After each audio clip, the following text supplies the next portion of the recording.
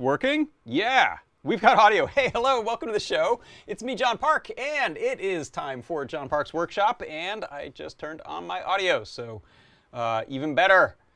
Welcome. Thanks for stopping by today into the show. This is the last one of the year. I am going to be off next week, so Merry Christmas and Happy New Year to anyone who's celebrating those things and recognizing those things this year. And thanks for a great year and a fun time hanging out together, doing projects and things. Let's see what's happening here today. I've got a mostly normal show today. I have a coupon code for you. I've got a 1-minute recap of the product pick of the week. I do not have a new CircuitPython Parsec today, taking off this week, and I don't know if there's going to be a newsletter next week or not. So things are kind of winding down for the year, but we'll be back next year. Gosh, there's like a weird little dot on there. I don't think it's going to come off. That's better. So we'll be back with all kinds of good new and continuation of some existing concepts with our CircuitPython Parsecs for next year.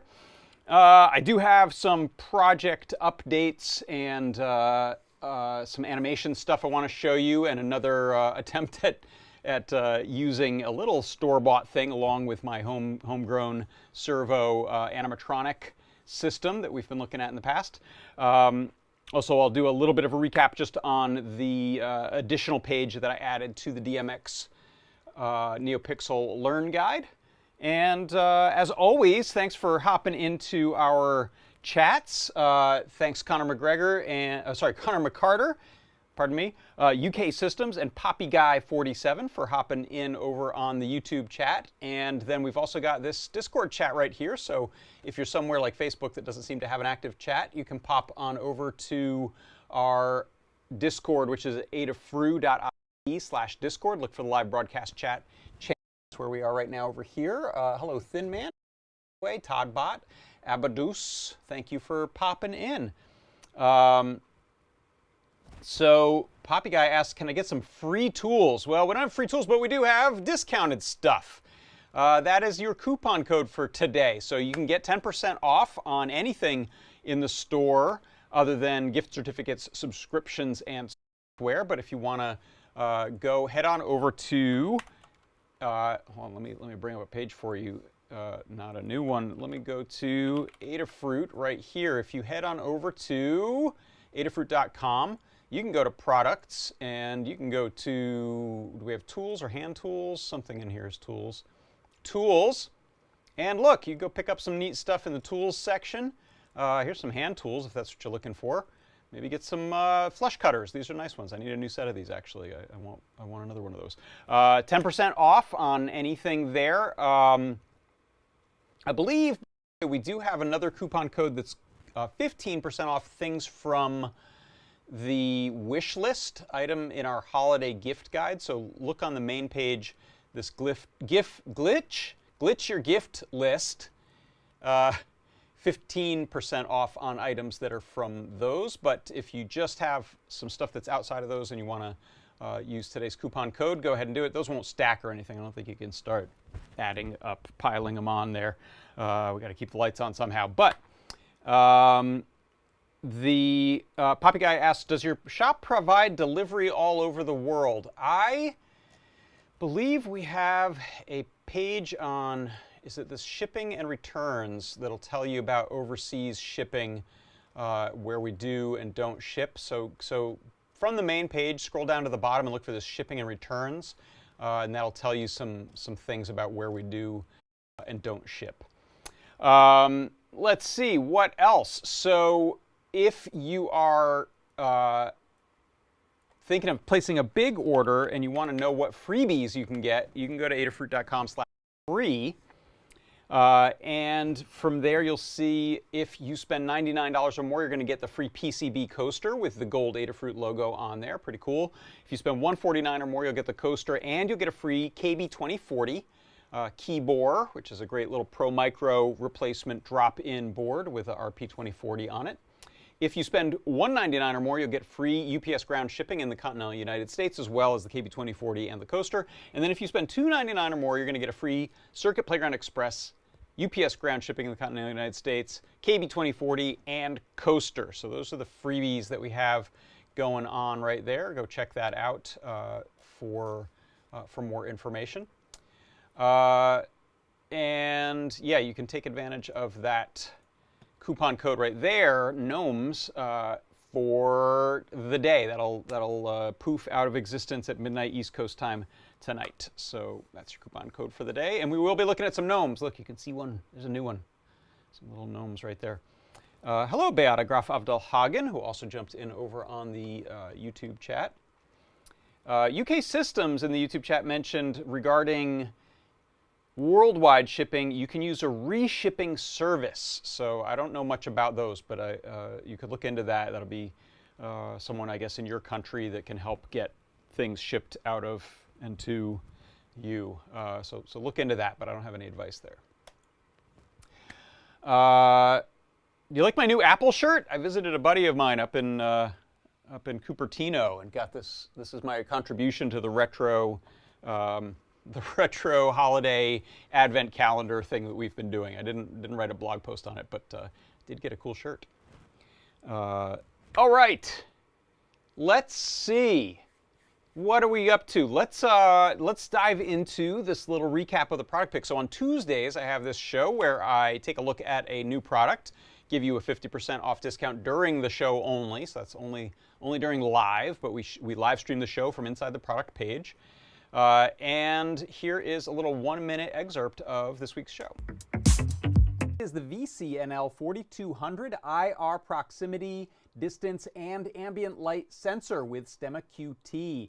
It is a nice little plug-and-play, no soldering required. You can do it if you want. We've got pins on there. Got a featherboard with a little matrix LED display on it, and I've got the VCNL 4200 and the infrared receiver transmitter there. You can see as I get my hand closer, I'm just lighting up a little sort of bar graph on my display there.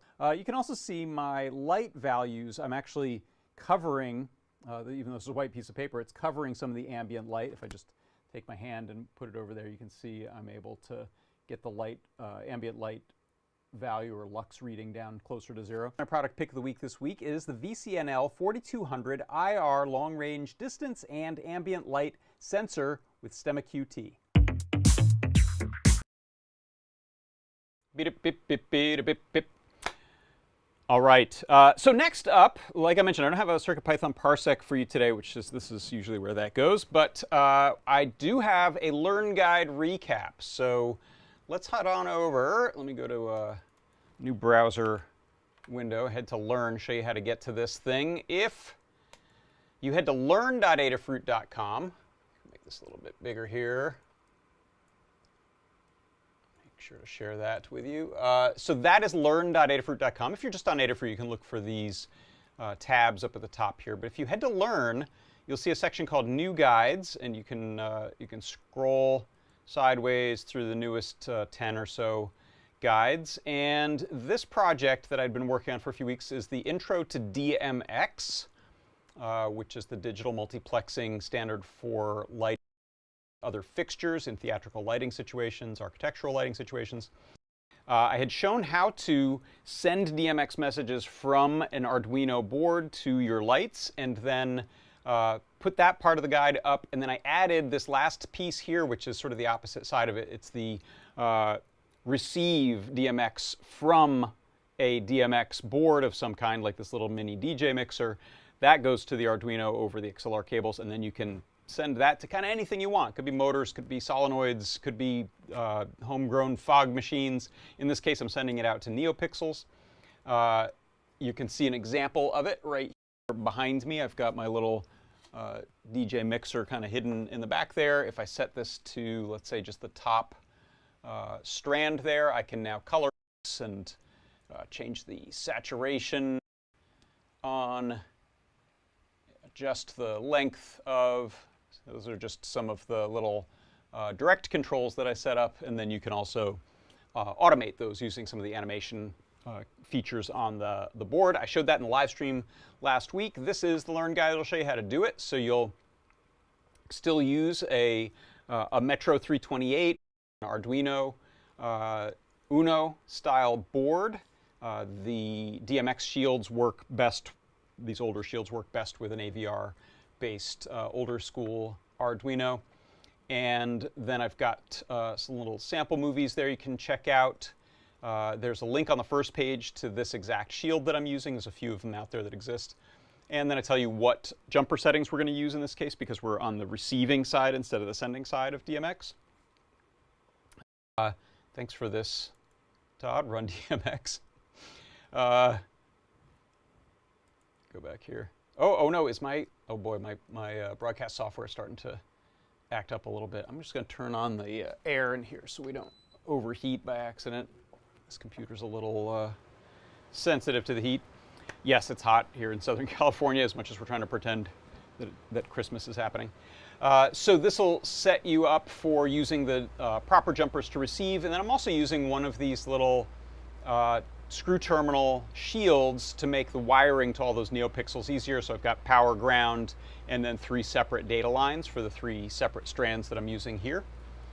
And then we've got a library that I'm using for this that I'll show you where to get and how to set that up.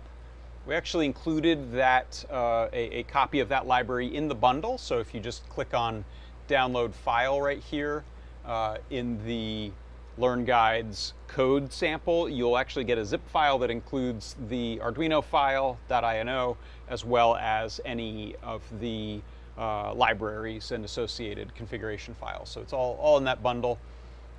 This is the code that I've got running right here on this board, and then I've got a little primer on how to use that, just a canned demo. But if you want, you can then go into the code and start adjusting it to do anything you want. So that is the new addition to the DMX Learn Guide. Go check that out if you're interested. All right. And then we can jump into the new project, new old project. So you've seen me working on this Bot Tango animation software. I'm just gonna share a different screen view here. And let's see, I'll just put my face there. You can sort of see me here too. Yeah, I guess get rid of that one. So this is the servo, and you can use steppers in this, I think, and solenoids maybe. But I'm using it for servos, servo animation software. This is set up in one of 2 modes. You can create your rig In this case, I'm using a couple of pan tilt 2-servo setups. And then I've got a pair of them.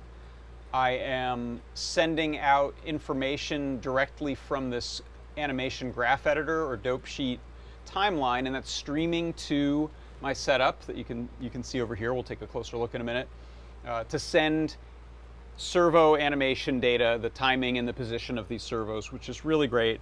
The other mode you can do is kind of a more baked mode. You can take this and just have it repeat endlessly on your setup on the microcontroller, so you don't need a computer attached to it. But for all the stuff that we're doing here, we'll keep the computer attached so that it's easy to see how it works, how it affects things. Right now, you can see I've got a panning servo with a little bracket that connects it to a tilt servo.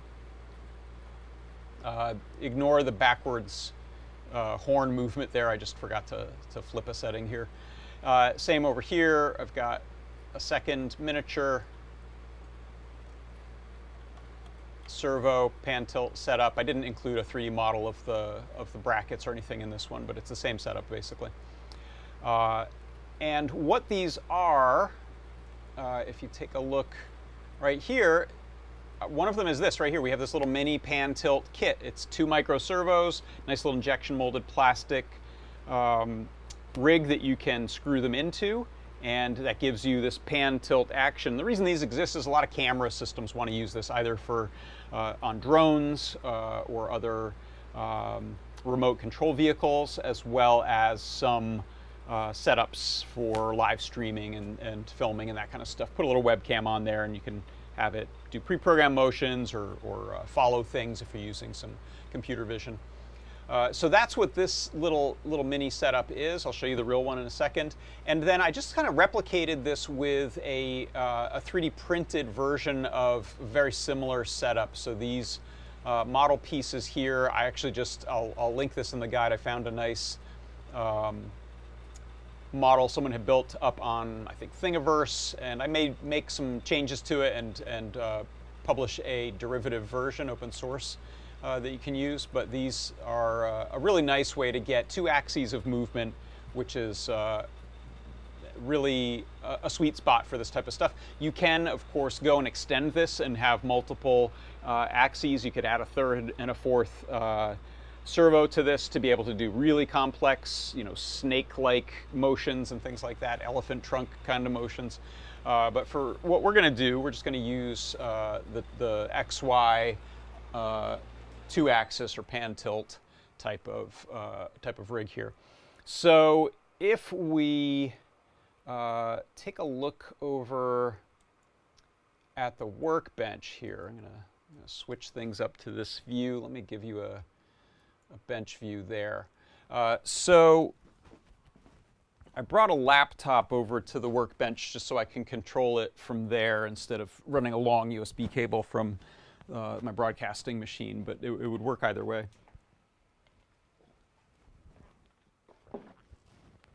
And what I'll do is, if you look at this one, I think I'll hold this up to the down shooter and tilt it a bit. Hopefully that won't break my little animated gnomes here. And you can see what I've done. I've taken the 2 rigs. I've got some little puffy batting here for snow. And I just plopped on a little gnome ornament that I pulled the little plastic body center out of. And this is just literally a hat and a scarf meant to go on a bottle, I think. So with these enabled, and I've got, I can pull this off for a second. I've got to reset my board there and connect to it.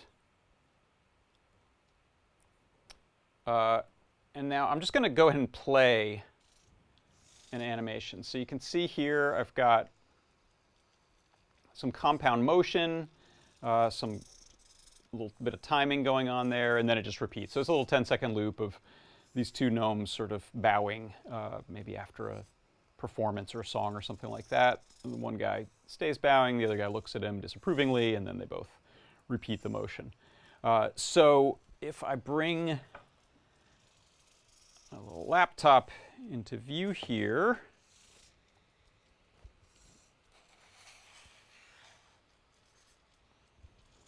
I think I'll do a little. There we go. Set this guy here, and let me grab the mouse.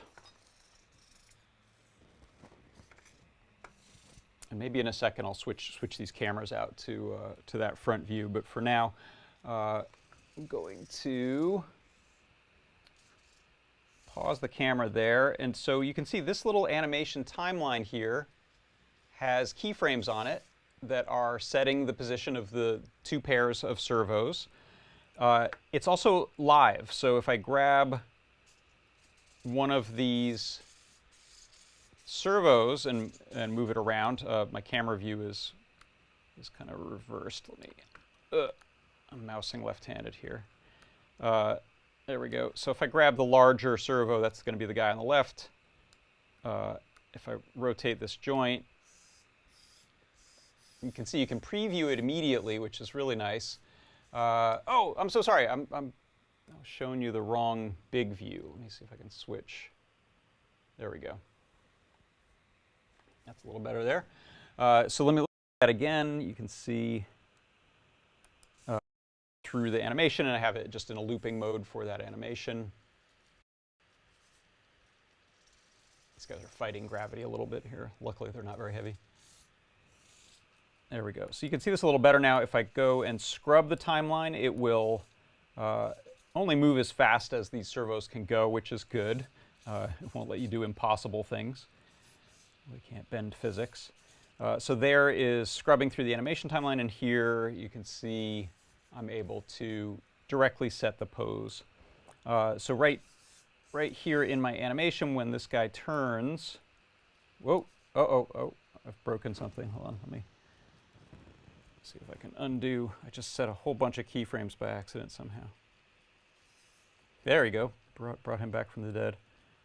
How are you doing, guy? Oh yeah, it's in a funny mode. Hold on, I'm gonna flip this over for a second and try to fix that.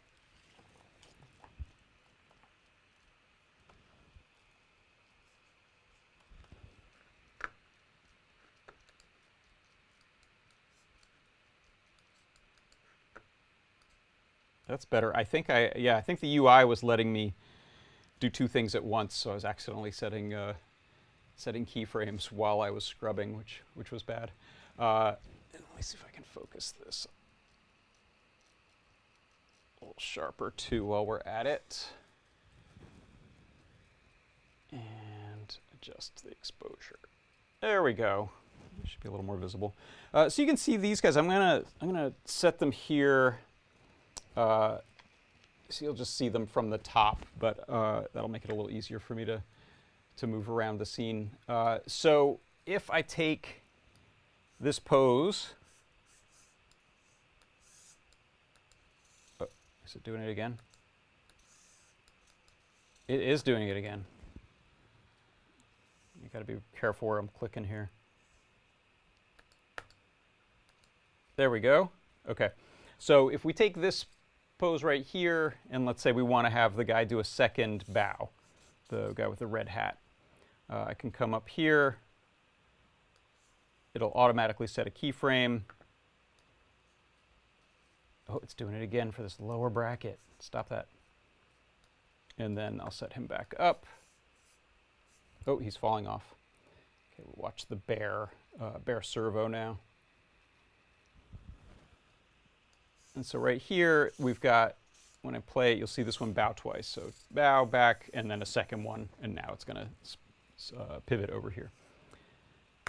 Okay, so that's a little bit of a demo of that in action. I've done that before over on the other machine, which I think was a little easier to follow. But I want to show you how this is put together. So I've got a bunch of costuming and dressing on here. But at its core, all we have are two sets of two servos arranged in this little pan tilt arrangement.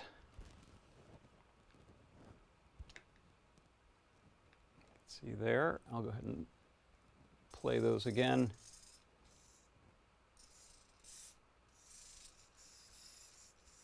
And you can see a little extra bow that guy did, a little wiggle, wiggle, wiggle. And then repeat there. Okay, so this is, I think, a nice minimal setup for doing a little animatronic. We have a nice base to set it on so it'll hold still. These are pretty responsive. The little ones are a little noisy, I think. They're a little jittery. I'm not sure if there's a way to smooth that out with a duty cycle setting or anything like that in this software. But these full-size servos actually really are pretty nice and responsive. You don't get a lot of jittering. They tend to hold their position nicely. So what I was thinking of doing was take a look at, go ahead and stop this, a alternate puppet. So I had this one, which was an ornament, and there was just like a little plastic base in here. I've got this new $6 at CVS. My wife just picked it up for me earlier today. $6. It's a very similar little tomte kind of gnome, Scandinavian gnome, Swedish gnome kind of guy. And what this guy does, one second, I just want to bring up my Discord so I can see any conversation. Let's go there. Liz says, these gnomes always freak me out a little bit. Hello. So this one, these always have these little try me buttons, which usually means there's like a small coin cell battery in there that does whatever it does. And so I thought it was just broken when I got it, but it turns out what it does, if you look in the shadow of my hand there, what it does is it turns on a light. That's all this guy does. He's a merry bright gnome. It glows. So I put three D cells, or sorry, three double A's in, and you can see it a little better there, the glow. So that's all this guy does. And I'm happy to lose that just to have a better large puppet to control with this larger servo, and then I can mount my littler guy here and get rid of the previous scarf and hat only version of the guy. So I'm not going to need that, and I can take out these batteries. I won't need the little demo circuit, but I am always fascinated by these little demo circuits because it means that they put a switch, it's a nice little tactile switch, on a little JST connector that you can pull out. You're meant to just take that out when you get home and throw that away, but that's actually kind of useful. And then that means there's a D cell, what's my obsession with D cells? There's a coin cell in there that we can harvest, I guess. It's often dead by the time you buy it. But anyway, that's just to sell the thing. They put those little button cells in there. So now if we just pull away at some glue, I think I can just peel it off. You can also use a little bit of rubbing alcohol, which pops hot glue off. All right, so that's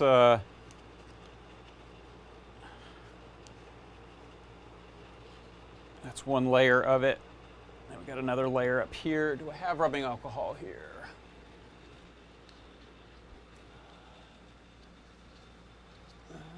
I don't think I have any here right now. It's okay. We'll just use peeling instead. Now we could take this base off and use this guy with his full support. That might be a better way so that he's not too floppy. Let me see if it's not too late. I can look at just removing this. I think this is just glued on this base here. I'm just going to adjust my exposure a bit for you.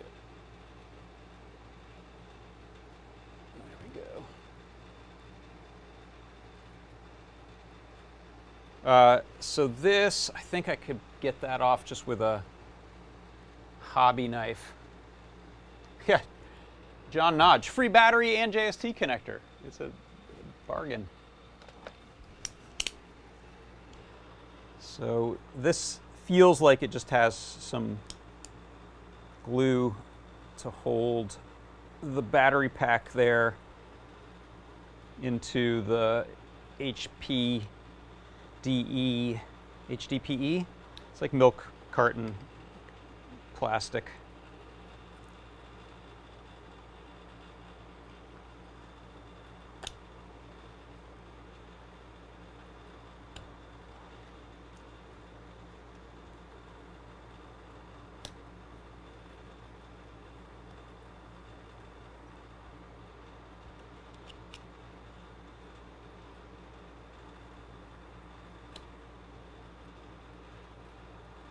This might be a fun guy to put a little colored NeoPixel into as well. I probably won't do that for this project, but he's kind of a nice little diffusing plastic and beard there.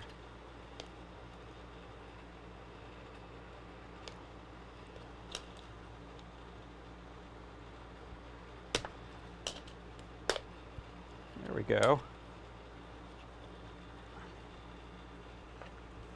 I could see why they didn't screw this in. There's nothing much to it.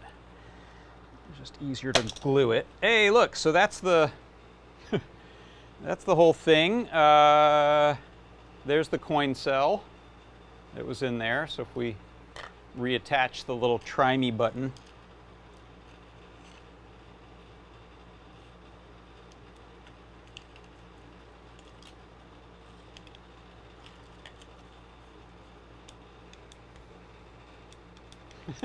that's all there is to that.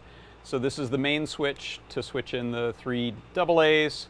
Got a current limiting resistor, and then this is the coin cell for demo mode.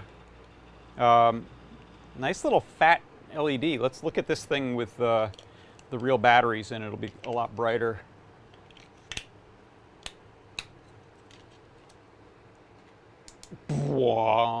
Neat. So that's what lit this cute guy up. I like that it's a pretty yellow, warm light. Nice LED.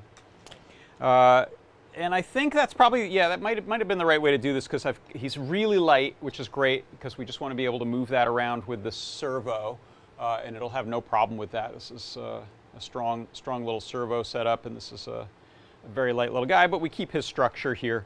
So it'll be a matter of just mounting him to the servo, and I may just 3D print a little base of that diameter that can clip with a little bracket into my servo mounts right there. That'll be the right way to do this ultimately, but for now, let me see if I can just concoct a temporary method so we can move him around. Yeah, it's nice actually. He kind of clears the whole thing here. We want him about there. So I'm going to try just, let me scroll back here. I've still got this live, so.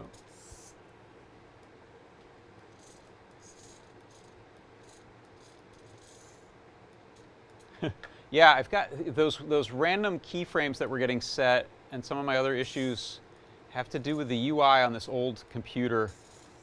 This old Intel laptop and Bot Tango don't really love each other, and so sometimes I think the cursor focus is in 2 places at once.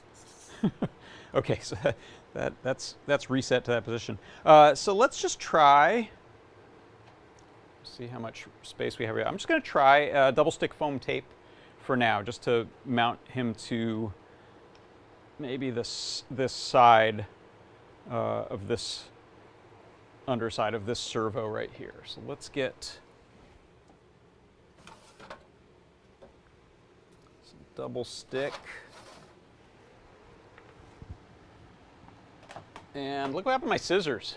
I've had these engineering scissors for a decade, and I cracked cracked the handle off. They're actually really hard to use now. So I need to maybe fix that or get some new ones. So let's do, I might need to build up the thickness of this, so maybe we'll do a couple of slices of tape. Just placing that there.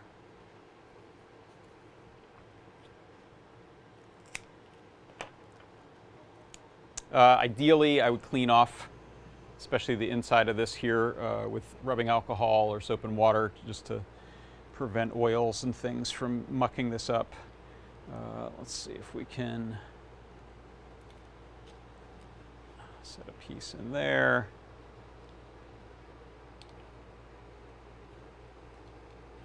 I have a prediction, which is this is going to work half of one time and then fly off because it's just really tenuously connected. I will move it just a little. I'll rotate him a little. Yep, flew right off. All right, that's not going to work. Let's see if I can jam that in a little better.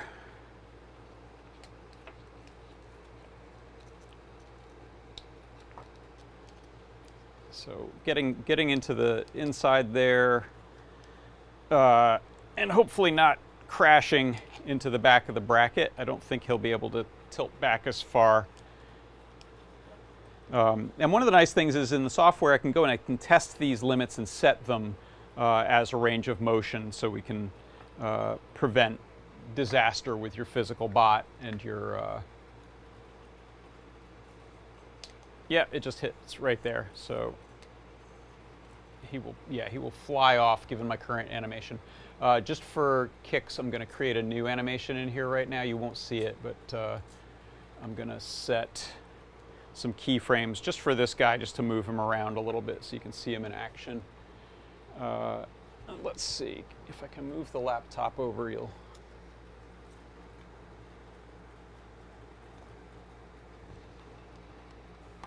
see that in action.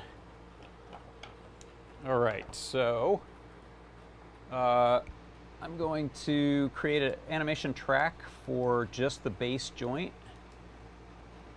and another one for the tilt joint. I'll go ahead and set some 0 position keyframes. I'll make this thing just a few seconds long, maybe 6 seconds long. And I'll set the same 0 keyframe. This is an old animation trick for cycles, is set the same keyframes at the beginning and the end so you know that it'll loop. And I can focus this a little better.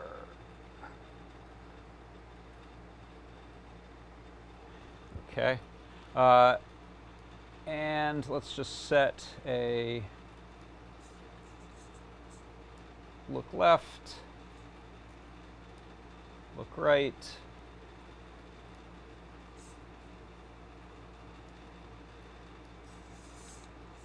That's a little fast for this, but it should be okay. So there we go. Turns left, turns right, comes back to center. What I like to do at first is set a separate set of keys for the 2 axes to test them before I do any compound stuff. So this will be, that's about the limit of him looking up. And this will be looking, yeah, that's about the limit of him looking down. Move that keyframe over. And I'll tell this to loop. There we go. So this is the little range of motion test.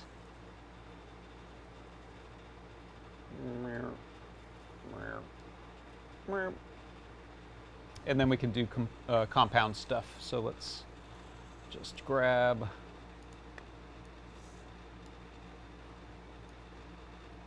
timeline, set some keys.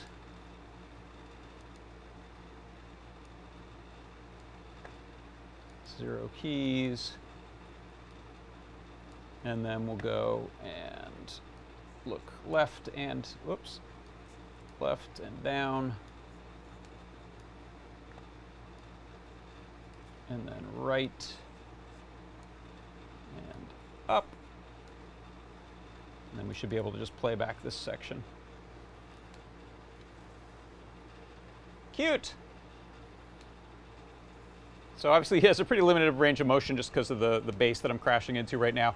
But it's nice. You can get these little arcing motions, which is really helpful if your character can look up a little bit and then down as they're looking left to right. It's a little more appealing than just sort of linear motion straight across. So adding little arcs here and there into the motion is pretty fun and can give you some nice results. Great. All right, so I'll pause that guy there. Let me turn this off.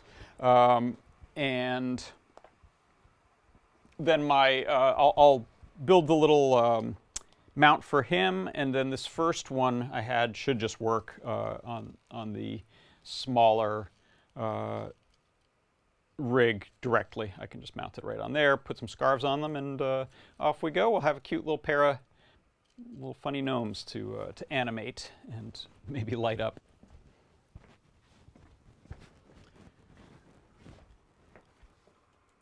All right, let's pop back over here to this view of the world. There. All right. Let me know if you had any thoughts or questions about that. I'll just double check the chat. Someone said, "I love the disemboweling of gnomes." That's Pi hates bad guys. Pi hates gnomes too, apparently. Skinning a gnome with Adafruit. Yeah, Joe Hopfield just when they joined in said, looks like that animation software is Bottango. Yeah, yes it is, and it's very cool. I've mentioned this before, but it's really exciting because in the past, either animation for animatronics was done with proprietary in-house stuff or with Motion Builder, which is fairly elaborate and expensive. Bottango is free. I believe the drivers are open source. The software itself is not, but still free and partially open source is pretty good. And just runs off of, in this case, the rig there. Let me show you that down view again. Is a Metro ESP32 and a Adafruit servo shield. What do we call it? PWM and servo shield. We can do up to 16 servos there. So I actually grabbed a few extras in case I want to try adding some other motions. You know, with something like this, you could probably, if I built a decent mount for the base of the gnome there, I could potentially add a third servo for some hat stuff and move that hat because it's pretty floppy and lightweight, so that could work well. UK System says, we need our Arduino made for just loads of servos. Yeah, so I'll show you what I'm using in this case. It's the PWM shield. So it's 12, not 16, I'm sorry. Yeah, it's, no, 16 channel, 12-bit. Yeah, so 16 channel, 12-bit PWM servo shield. So it has an external power supply. I'm running a 4 amp, I think 5 volt, 4 amp DC into the shield. The shield itself has a DC power screw terminal.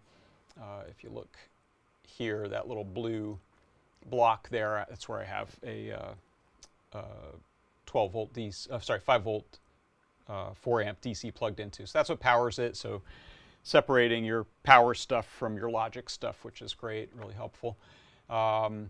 And this, I've gotten it running on both a old Arduino Uno, I believe, as well as now the ESP32 S2 or S3 Metro.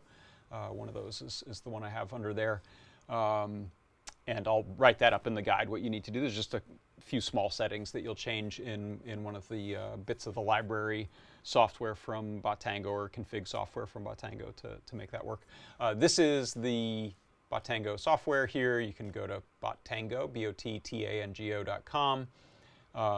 And they've got some cool kits if you want to build something with some nice servo rod linkages and laser cut parts to build this character and focus on the animation. This is a new one they have coming out, this little pirate guy, really cool.